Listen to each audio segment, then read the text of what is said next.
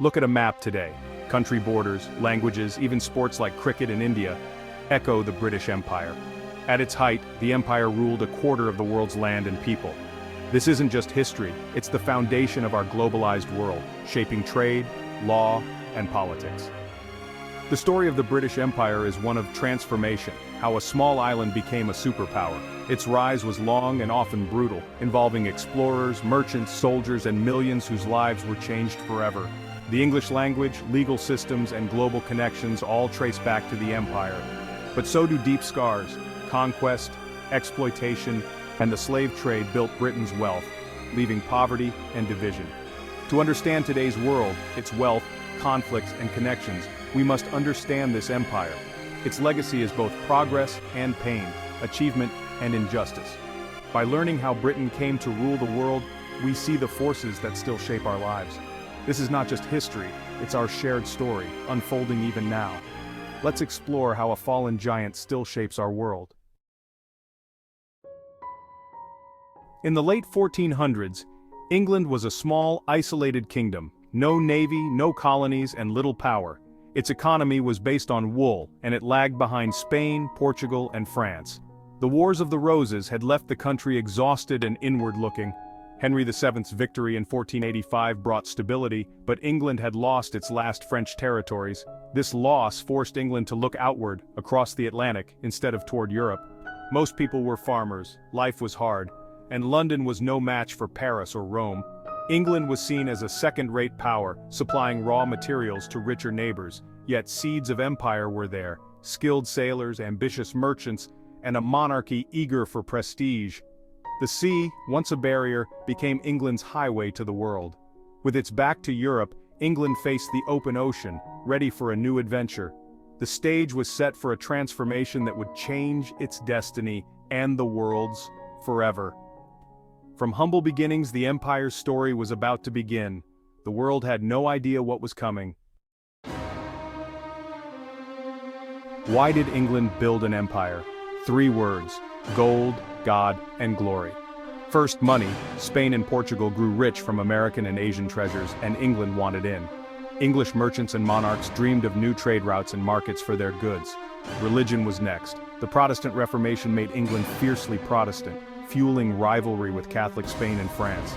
Many saw empire as a divine mission to spread their faith and counter Catholic influence. National rivalry drove everything. If Spain had colonies, England needed them too. Colonies meant resources, soldiers, and status. Ambitious individuals, pirates, privateers, merchants, saw fortune and fame and expansion. The crown saw power and wealth. The nation felt destined for greatness. This mix of greed, faith, and ambition pushed English ships ever further. The perfect storm was brewing. The age of English expansion had begun. England's first step toward empire came in 1497, when John Cabot, an Italian, claimed part of Canada for England. It seemed a small, even failed venture, but it planted England's flag in the New World.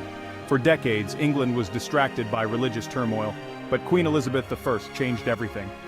She unleashed privateers like Sir Francis Drake, who circled the globe and plundered Spanish ships.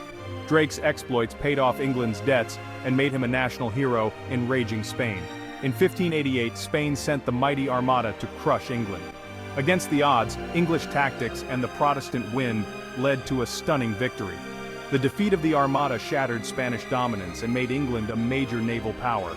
National confidence soared. England believed God was on its side. With Spain weakened, England's imperial ambitions accelerated. Control of the seas became the key to power and security. The age of exploration was over. The age of empire had begun. Soon, England would plant colonies in North America and the Caribbean. The dream of empire was now a real possibility. The world was about to change. The 1600s saw England shift from raiding to settling. Jamestown, founded in 1607, was the first permanent English colony in North America, surviving thanks to tobacco.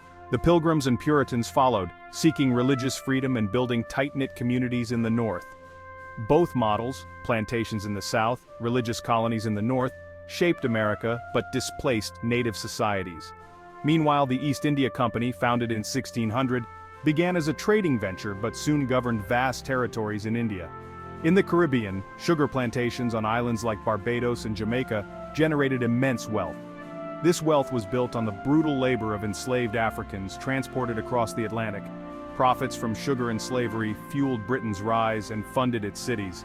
The early empire's success rested on exploitation and violence. Colonies and companies became the engines of British power. The empire's reach was growing fast. The 1700s were an age of global conflict that forged Britain into a superpower.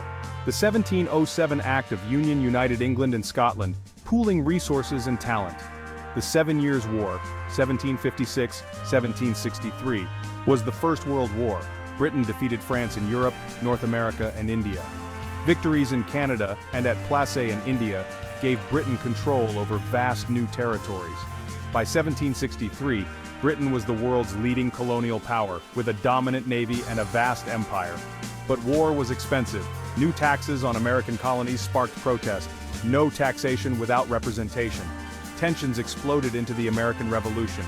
Britain lost its 13 colonies. Many thought the empire was finished, but Britain pivoted. It focused on India, the Caribbean, and began colonizing Australia. The loss of America was a setback, not the end. The Second British Empire was just beginning. Britain's global ambitions only grew stronger. The empire was far from over.